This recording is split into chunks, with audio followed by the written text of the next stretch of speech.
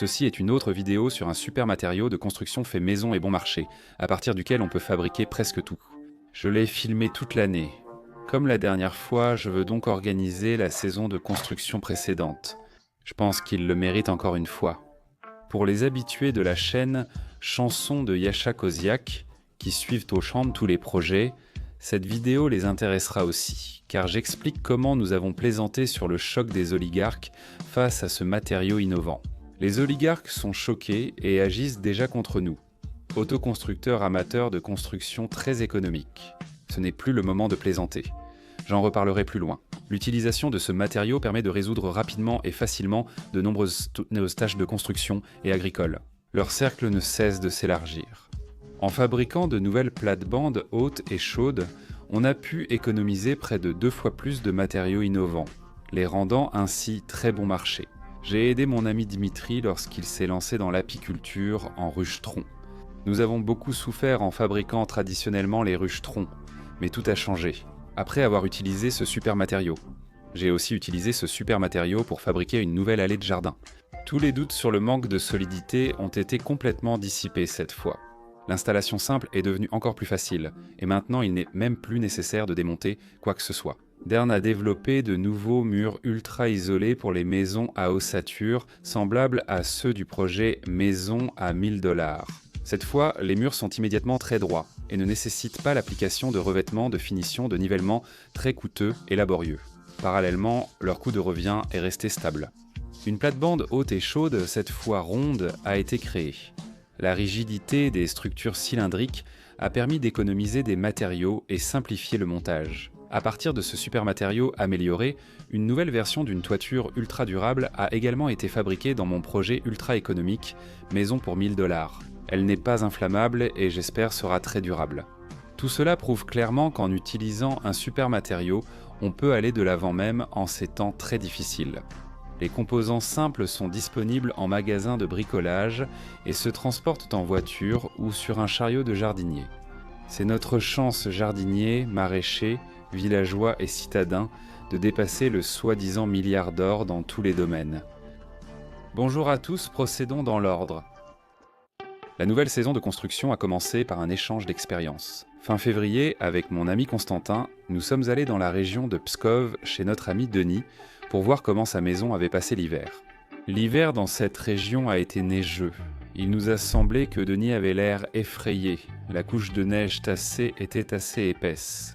Il s'est avéré que notre ami était préoccupé par l'intérêt sans précédent suscité par la chaîne YouTube qu'il venait tout juste de créer, où il parle de la construction de cette maison expérimentale, compacte et sans ossature, justement à partir d'un nouveau matériau innovant. Parallèlement à un soutien enthousiaste, de nombreux commentaires exprimaient des inquiétudes. La maison serait emportée par le premier vent fort et le toit ne résisterait pas au poids de la neige dans la région centrale. La maison est restée solidement en place et a déjà résisté à plusieurs ouragans. Denis a partagé des observations importantes. Les derniers jours de février laissaient entendre qu'il n'y aurait pas plus de neige cette année, ce qui signifie que la construction a également passé l'épreuve de la charge de neige avec succès.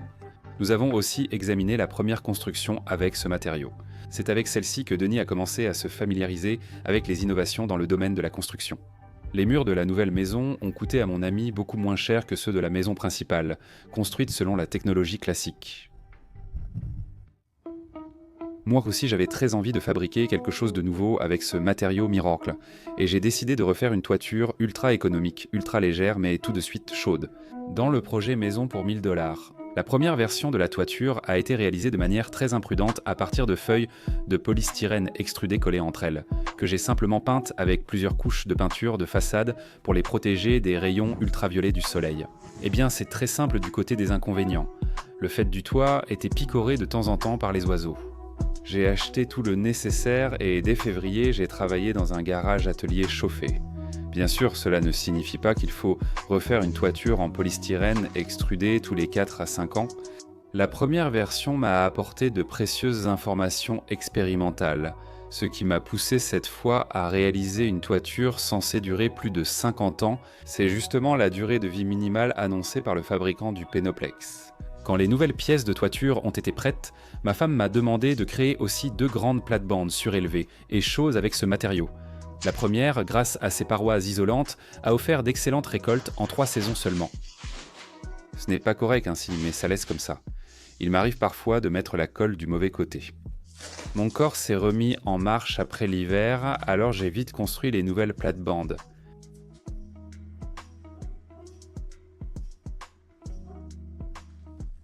J'ai utilisé, au lieu d'une bombe marché chinoise, notre fibre de verre biélorusse, plus résistante. Les bords des plates-bandes sont très sollicités. Contrairement aux sceptiques qui pensent que des fourmis ou des souris habitent au point le polystyrène extrudé, je n'ai jamais rien observé de tel en travaillant avec ce matériau. Je crois que ces attaques viennent de l'ignorance et du manque d'éducation de certains commentateurs. Un ami m'a envoyé une vidéo où un blogueur qui semble détester le polystyrène extrudé a bricolé un échantillon de test. Sans attendre que ça prenne, il a frappé dessus de toutes ses forces, avec une débroussailleuse à plein régime, criant qu'il venait de démystifier un mythe.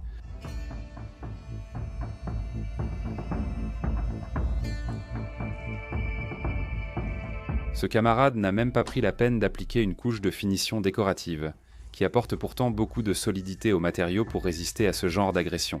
Cette vidéo n'a eu aucun retentissement, car à part moi et quelques amis, très peu de spectateurs l'ont vue. Déjà à l'époque, j'ai supposé que la vidéo avait pu être commandée par quelqu'un, mais je me perdais en conjectures sur l'origine exacte de cette commande.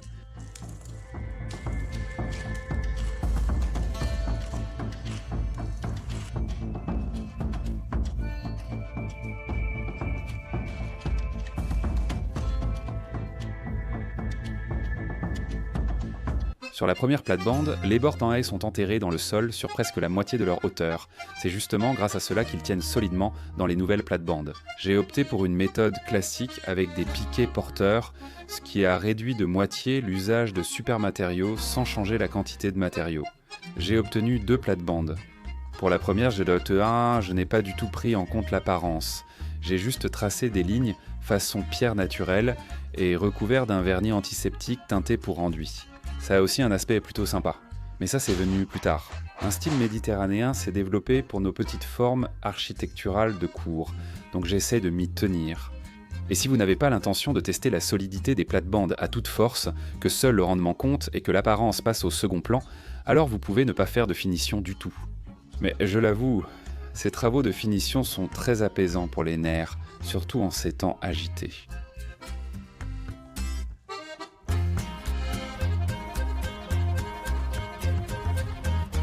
Pour les piquets et autres éléments de fixation des bordures, j'ai utilisé des matériaux standards que l'on trouve dans n'importe quel magasin de bricolage.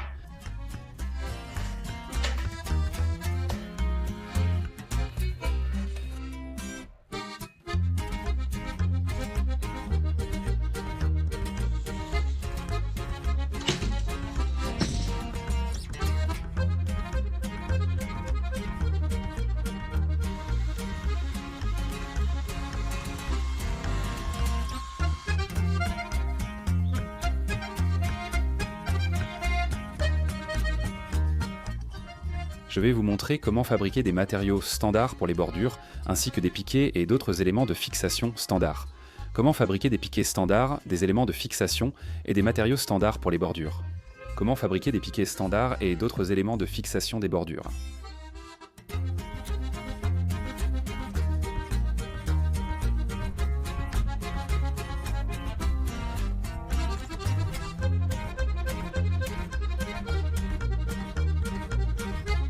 Dès le début, les nouvelles plates-bandes ont favorisé une récolte abondante.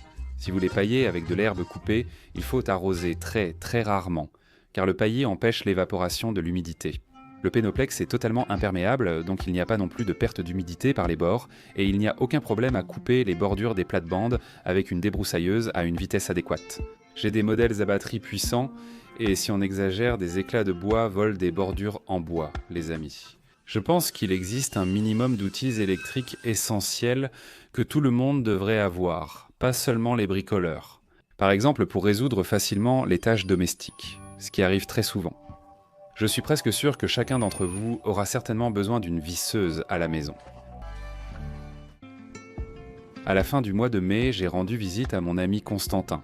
On ne peut qu'envier l'équipement en outils qu'il possède aujourd'hui. Il y a 2 ans, il a construit les murs d'une extension à l'ancienne maison de village, avec un super matériau, et l'extension s'est avérée plus grande que la maison elle-même. Constantin est aussi blogueur, c'est pourquoi il a publié une vidéo sur la construction de ses murs sur sa chaîne YouTube, intitulée Murund.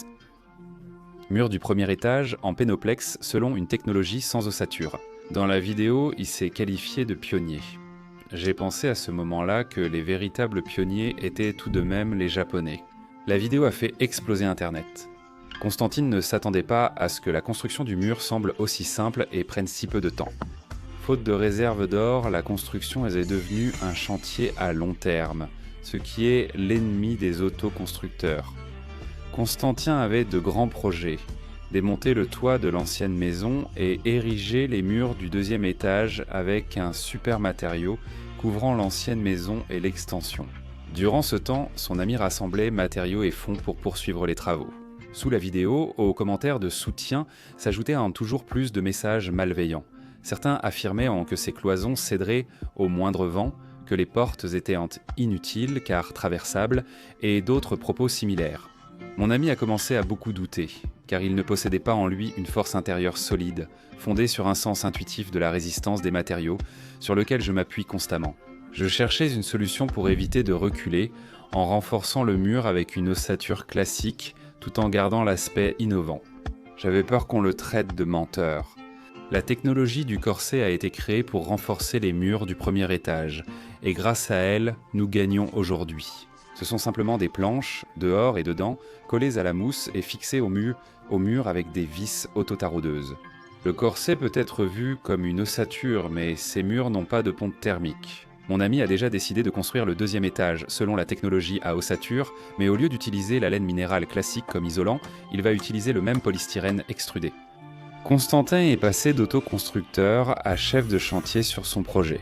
Mon ami a commencé à consacrer plus de temps à l'organisation générale et à l'activité de réflexion et de conception. Au début de l'été, mon ami Dmitri s'est lancé dans l'apiculture, mais en utilisant une méthode ancestrale remontant à l'Antiquité, plutôt que des ruches classiques. Dmitri apprécie ce qui est correct et écologique. J'ai proposé d'aider mon ami. Selon lui, les abeilles correctes doivent en vivre dans des ruches ressemblant à des troncs d'arbres. C'est seulement ainsi qu'elles produiront un miel bénéfique, même en utilisant des outils motorisés modernes pour fabriquer une ruche traditionnelle. Nous avons tant peiné que même le chien était épuisé en nous voyant travailler. Dimitri.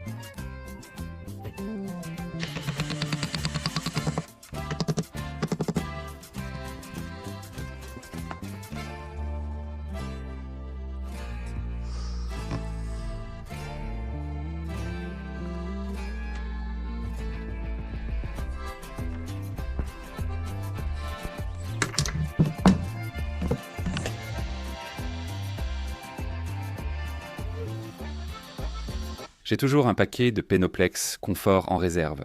J'ai choisi de simplifier en utilisant ce matériau de construction pour créer des ruches-troncs de façon moderne et technologique. Pour courber le Pénoplex, je fixe temporairement un filet de verre solide car il faut plier les plaques avec un rayon très petit. J'ai donc fabriqué rapidement un outil simple nommé Pénoplex Agi.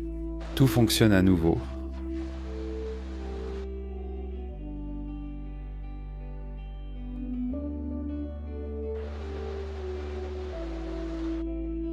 J'ai fixé un morceau supplémentaire de filet de verre à la jonction, et pour obtenir une forme cylindrique parfaite, j'installe des bouchons ronds temporaires des deux côtés. Le filet de verre a rempli sa fonction.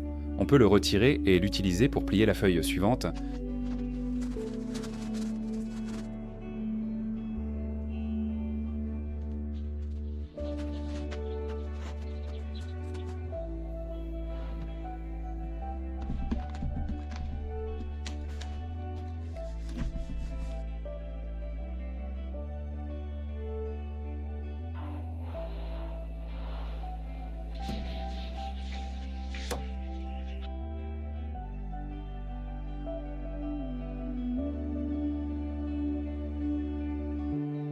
Et ensuite, tout se passe comme d'habitude.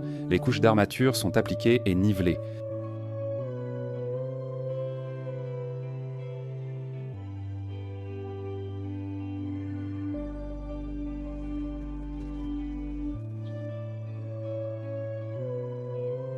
Mon ami Dimitri adore tout ce qui est en bois, alors je décore les ruches troncs avec la colle à carrelage la moins chère. Cette fois, il s'agit d'imiter le bois façon tronc, et non la pierre naturelle méditerranéenne. J'ai appliqué plusieurs couches d'armature et à l'intérieur, j'ai aussi recouvert les surfaces d'argile pure. En Orient, les ruches en argile sont utilisées depuis l'Antiquité, preuve que les abeilles apprécient autant l'argile que le bois. L'Orient est une affaire délicate. Presque toute la ruche utilise aussi ce super matériau, Dimatorzok. Je n'ai pas pu résister et j'ai ajouté une petite touche de style méditerranéen à la base de la ruche. Contrairement à une ruche en bois, la mienne est beaucoup plus légère et en même temps solide, et surtout elle garde bien la chaleur. Avec seulement 3 cm d'épaisseur, le Penoplex offre la même isolation thermique qu'un bois sec de 17 cm. J'imagine la taille de vraies ruches en bois avec des parois aussi épaisses pour un même volume utile. Pour les déplacer, il faudrait probablement faire appel à une grue spéciale, car ce super matériau garderait les abeilles bien au chaud en hiver et au frais pendant les étés chauds. Mon ami Dimitri est très satisfait et a promis de tout tester soigneusement. Au milieu de l'été, j'ai décidé de m'attaquer à un autre chemin de jardin. On n'a jamais trop de chemin de jardin et bien sûr, pour le fabriquer, comme pour le précédent, j'utilise un super matériau de construction.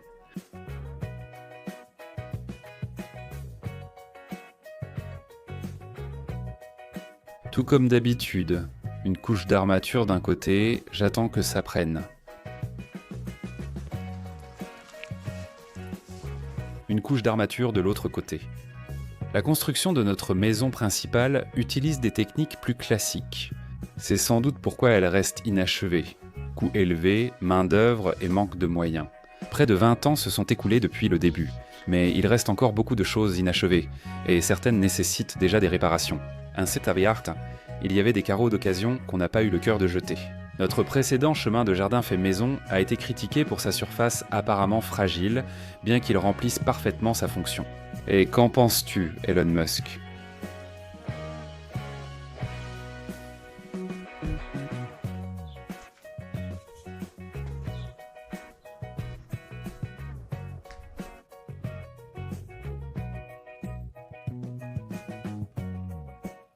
Je renforce les bords avec de fines bandes de fibres de verre et les panneaux de chemin sont prêts.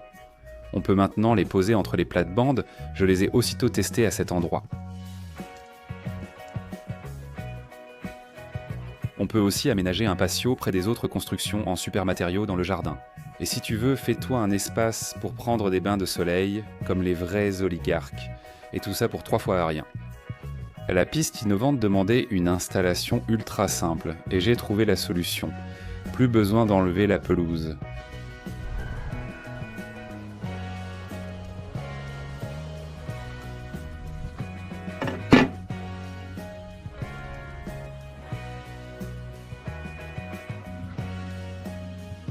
On a obtenu une allée à effet flottant. À l'intérieur des bordures métalliques, on verse et compacte de la terre qui supportera toute la charge. Le Penoplex, utilisé depuis longtemps dans la construction de routes et trottoirs, réduit fortement le gel du sol, empêche l'humidité et supprime le soulèvement dû au gel. C'est pourquoi tout doit rester stable.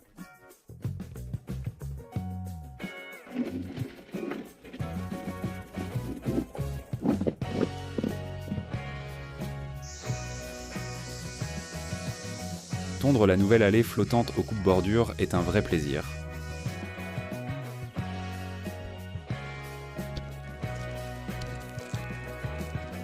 L'allée mène à l'endroit où je veux construire une grande piscine en super matériaux. Ensuite, j'ai pu aller à Saint-Pétersbourg, où se construisait une maison à ossature dotée d'une isolation combinée innovante, la plus performante au monde. Les murs étaient isolés avec 15 cm de laine minérale et 5 cm de Penoplex Comfort, et cela de l'intérieur.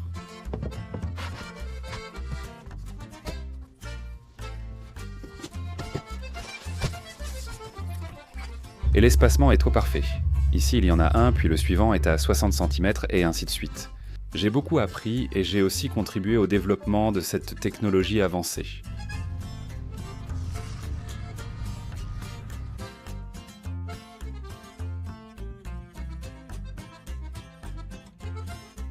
3 couches de Pénoplex fondation ont été posées au sol. Ici, on a découpé le bord ici et on pose la deuxième couche. Pénoplex. La fondation est capable de supporter même des chapes en béton très lourdes. Et on fait la même chose sur un toit en pente. Comme on peut le constater,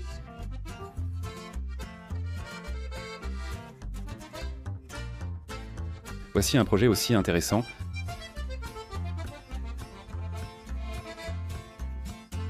Et nous avons tout de suite compris d'où viennent les racines de ces messieurs des entreprises de construction. Comparés à nous, modestes autoconstructeurs, ce sont de vrais oligarques. Je connais bien le genre de ces gens. Ils deviennent furieux contre toute personne qui n'a pas fait appel à eux, mais a construit quelque chose par lui-même, même la moindre chose, comme des toilettes extérieures ou une douche. Leurs propos sur la nécessité de nous arracher les mains révélaient des intentions bien plus graves. J'ai conseillé à mon ami Constantin d'installer rapidement un détecteur d'incendie. Il faut être très vigilant quand les oligarques se fâchent. J'ai aussi commencé à penser à ma sécurité, à envisager des options et à expérimenter. Par exemple, engager une société de sécurité privée est gênant et ne correspond pas à l'esprit des travailleurs chrétiens. Bonjour, vos papiers s'il vous plaît. À qui, les gars? Une fois la peur dissipée, Constantine et moi avons rappelé que nous vivions dans le pays le plus paisible du monde, la Biélorussie. Et les années 90 se sont terminées chez nous dans les années 90, alors tu mens, tu ne nous auras pas. J'ai ensuite voulu perfectionner la fabrication des murs et du super matériau pour les maisons à ossature, des matériaux déjà utilisés dans le projet Maison pour 1000 $. Grâce à l'épaisseur des couches d'armature qui ne font que quelques millimètres, elles sont immédiatement assez lisses pour l'application de revêtements de finition, comme la décoration façon pierre naturelle ou brique, mais pas assez lisses pour le papier peint ou la peinture. Je pense depuis longtemps que la gravité de notre planète est une force très puissante qui peut grandement aider dans la construction, mais nous n'avons pas encore appris à contrôler sa direction. Mais contrairement aux murs en briques, en blocs, en béton et à de nombreux autres types de murs, les murs en supermatériaux, les murs à problème, il est possible de les placer temporairement dans la position souhaitée, à savoir à l'horizontale. J'ai fixé des rebords temporaires tout autour, puis j'ai coulé un sol auto-nivelant.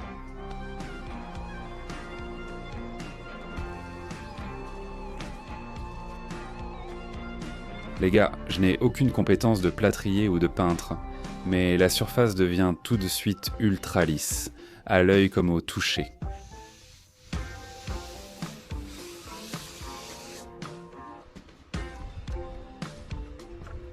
Et en plus, ce mur léger est maintenant aussi solide qu'un sol. Je soulève. J'applique une sous-couche.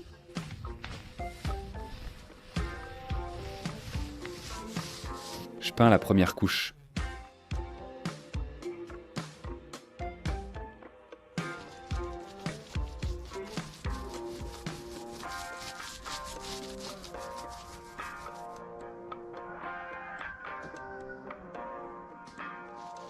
Je peins la deuxième couche en veillant à ce que la surface soit aussitôt prête. C'est le summum de la finition. Les plafonds dans notre maison principale, malgré tous mes efforts, ne sont pas aussi lisses et le bord du mur a l'air sérieux. L'automne est arrivé. J'avais sous la main ces anneaux d'1,5 mètre que j'ai fabriqués à partir du même super matériau. J'avais fait ces anneaux pour la première version d'une fosse septique isolée à traitement biologique profond, mais ensuite j'ai imaginé une deuxième version, plus avancée. Cela fait 2 ans qu'il subit l'épreuve du temps et, pour l'instant, il est utilisé comme bassin isolé, mini-piscine. Pour éviter de gaspiller ce matériel, j'ai créé une grande plate-bande surélevée et chaude, ronde, qui pourrait même attirer les oligarques. Rien à expliquer ici, je reviens au projet de mon ami Constantin, qui n'a pas plu aux oligarques. En fait, le Pénoplex Comfort, avec lequel il a construit les murs du premier étage, peut supporter une charge verticale de 18 tonnes par mètre carré. Les murs sont faits avec du Pénoplex d'une épaisseur de 100 mm. En multipliant l'épaisseur par le périmètre des murs, j'ai obtenu plus de 2 mètres carrés de surface hors cloison. Donc, ces murs faits uniquement de Pénoplex peuvent supporter une charge uniforme d'au moins 3,36 tonnes. Et ce n'est vraiment pas une blague. Le deuxième étage, construit avec une ossature, sera bien plus léger même sous forte neige, et le renfort des couches d'armature le rendra encore plus viable. Je pense donc que mon ami s'est donné du mal inutilement avec le corset et s'est fait gronder, même par des non-oligarques. Dans toutes les conclusions que je tire sur la solidité, je peux me tromper, car je me base sur l'intuition et non sur un diplôme d'ingénieur en résistance des matériaux. Je suis ouvert à des conseils avisés et à une critique constructive. J'en serais ravi. C'est pourquoi il faut avant tout compter sur le bon sens. Dans les petites formes architecturales, le matériau s'est déjà très bien illustré dans de grandes constructions, comme les maisons des amis. Je pense que cela nécessite des recherches supplémentaires, c'est pourquoi toute personne qui s'engage dans de telles expériences de construction doit comprendre que cela peut comporter certains risques. Denis et Constantin le comprennent parfaitement.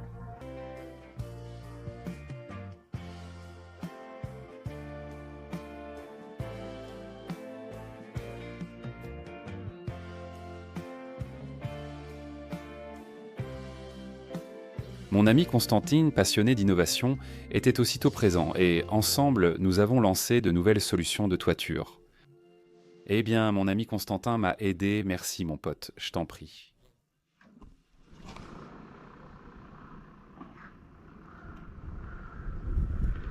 Quand mon ami est parti, ma femme et mon fils cadet m'ont aidé. Un petit travail pour un échauffement familial. Quand tu construis toi-même, tu ne risques pas de perdre beaucoup d'argent, alors qu'avec une mauvaise entreprise de construction, tu peux te retrouver sans le sou. Car dans de nombreux endroits de l'espace post-soviétique, le marché de la construction vit encore l'époque du Far West. Même avec assez d'argent pour la construction, rien ne garantit que l'entreprise fera exactement ce que tu veux.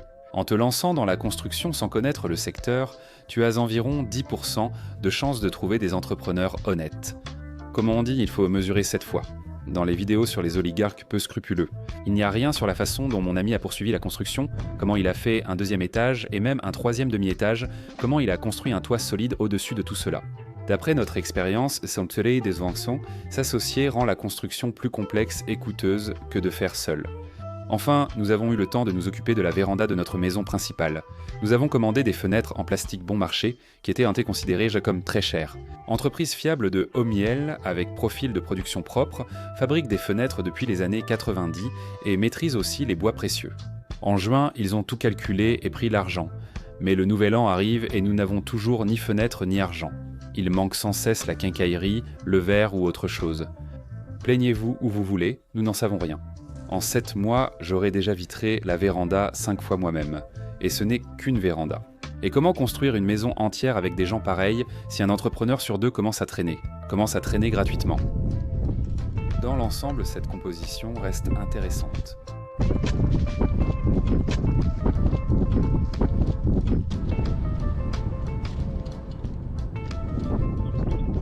En décembre, lors de la remise du prix du meilleur blogueur Do It Yourself 2024 à Saint-Pétersbourg, j'ai reçu le soutien de personnes influentes. La nouvelle est tombée que tous les blogueurs biélorusses allaient être privés de la monétisation de leur chaîne. On ne s'attendait pas à ça de la part de YouTube. La technologie de construction ultra-économique vient justement de chez nous. D'où l'on peut supposer que, là aussi, les oligarques ont pu jouer un rôle. Ils ont des contacts à Ogo Hockey et pensent naïvement que le manque d'argent va nous arrêter. Si c'est le cas, ils se trompent. C'est précisément le manque d'argent qui engendre l'innovation dans la construction. Bien sûr, il est regrettable qu'une telle lutte contre les innovations bon marché soit en train de se dérouler. C'est pourquoi je vais désormais doubler toutes les vidéos sur VK Vidéo et je laisse le lien vers le groupe VK sous la vidéo. Abonnez-vous ici ou là-bas, nous devons rester unis. Vous pouvez soutenir financièrement la chaîne chanson de Yacha Koziak uniquement sur Boosty, où je publie aussi gratuitement les nouvelles vidéos. Le ralentissement ne devrait pas nous gêner, le lien se trouve également sous la vidéo. Au début des prix avec vote populaire, les chansons de Yacha Koziak étaient en tête. D'abord, les chansons de Yacha Koziak ont dominé, puis celles de Kirill Krasin, puis peu à peu. Voilà en quoi les filles sont fortes. Elles avancent avec passion, prudemment. Elles avancent, jusqu'à la fin. Et puis tout a un peu changé. En bref, les jeunes ont dépassé tout le monde. Je ne suis pas triste. Merci beaucoup à tous ceux qui ont voté pour l'innovation. Une entreprise privée nous a un peu mis des bâtons dans les roues. Mais les trusts d'État biélorusses ne sont pas des amateurs. Dans les environs, le travail bat son plein, des milliers de tonnes de sable sont déplacées. Une digue sérieuse est en construction. Bientôt, nous serons invulnérables aux crues printanières, particulièrement fortes ces dernières années. Au printemps Norterzone, nous descendrons à la cave chercher des conserves. Non en bottes de pêcheur, mais en pantoufles. Concernant les routes, les environs ont aussi été remis en ordre et de nombreuses routes réasphaltées. Alors, hurrah camarades, mettez un gros pouce en l'air, abonnez-vous à la chaîne des chansons de Jacek Koziak, au groupe VK et à Zen, tous les liens sont sous la vidéo, cliquez aussi sur la cloche, et alors je vous tiendrai sûrement informé. Oui, que la paix règne partout, merci.